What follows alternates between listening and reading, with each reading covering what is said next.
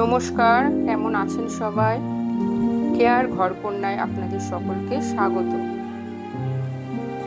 আজ আমি রান্না করব কাতলা মাছের কালিয়া, সেটা আপনাদের সাথে শেয়ার করব। দেখুন আমি কিভাবে কাতলা মাছের কালিয়া তৈরি করি। আমি কড়াইতে তেল গরম করে নিয়েছি। এবার এর মধ্যে দিয়ে দেবো আগে থাকতে লবণ হলুদ মাখানো কাতলা মাছ। এখানে আমি 5 পিস মাছ নিয়েছি। মাছগুলো আমি এপিট ওপিট করে লাল লাল করে ভেজে নেব। মাছগুলো আমার লাল লাল করে ভাজা হয়ে গেছে। এবার মাছগুলো তুলে নেব। এবার এই তেলের মধ্যে দিয়ে দেবো আগে থাকতে লবণ হলুদ মাখানো আলু। এবার আলুগুলোকেও আমি লাল লাল করে ভেজে নেব।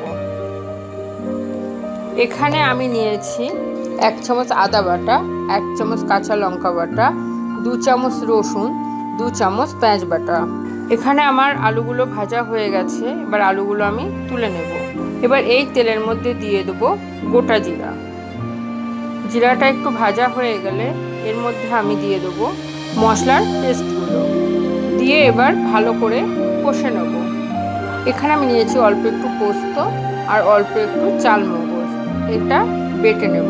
এবার আমি এই মশলার মধ্যে দিয়ে দেবো 1 চামচ জিরে গুঁড়ো, 1 চামচ লঙ্কা গুঁড়ো, 1 চামচ ধনে গুঁড়ো, পরিমাণ মতো লবণ, হলুদ। এবার আমি মশলাগুলো একসাথে আবার নেড়ে ছেড়ে নেব। এবার এর মধ্যে দেবো 1 চামচ টমেটো সস দিয়ে মশলাটা আমি আবারও কষে নেব। এবার আমি এর মধ্যে দিয়ে দেবো চাল মগজ আর পোস্ত বাটা দিয়ে মশলাটাকে ভালো করে কষে নেব। এবার 5 মিনিটের জন্য কড়াইয়ের ঢাকনাটা আমি দিয়ে দেবো। আঁচটা মিডিয়াম টু লো আছে রেখে দেবো। এবার কড়াইয়ের ঢাকনাটা খুলে এর মধ্যে আমি দিয়ে দেবো ভেজে রাখা আলু দিয়ে এবার মশলার সাথে খুব ভালো মতো কষে নেব যতক্ষণ না মশলা দিয়ে তেল ছাড়ছে। এখানে আমার মশলাটা ভালো মতো কষানো হয়ে গেছে।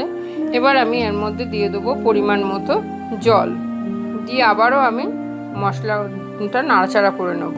এবার এর মধ্যে দিয়ে দেবো 2টো চেরা কাঁচা লঙ্কা দিয়ে কড়াইয়ের ঢাকনাটা আমি 6-7 মিনিটের জন্য ঢেকে দেবো। আঁচটাকে আমি মিডিয়াম টু লো আছে করে দেবো যাতে আলুগুলো আমার ভালো মতো সিদ্ধ হয়ে যায়। কড়াইয়ের ঢাকনাটা খুলে এর মধ্যে আমি মাছগুলো এক এক করে ঝোলের মধ্যে দিয়ে দেবো। আবারও আমি কড়াইয়ের ঢাকনাটা 2-3 মিনিটের জন্য ঢেকে দেবো। এবার ঢাকনা খুলে মাছগুলো একটু উল্টে পাল্টে দেবো। এই অবস্থাতে 2-4 মিনিট ফুটতে দেব। এবার এর মধ্যে দিয়ে দেবো 1 চামচ গরম মশলা। গরম মশলা দিয়ে মাছের ঝোলটাকে আমি খুব ভালো মতো ফুটিয়ে নেব। আমার মাছের কালিয়া রান্না কমপ্লিট। এবার ঠান্ডা করে আমি এটা সার্ভ করব। আমার রেসিপিটা কেমন লাগলো অবশ্যই কমেন্ট বক্সে জানাবেন। অবশ্যই লাইক বাটনে একটা ক্লিক করে দেবেন। আমার চ্যানেলটি সাবস্ক্রাইব করে নিতে কিন্তু ভুলবেন না। আমি আবারও হাজির হব নতুন নতুন রান্নার রেসিপি শেয়ার করতে।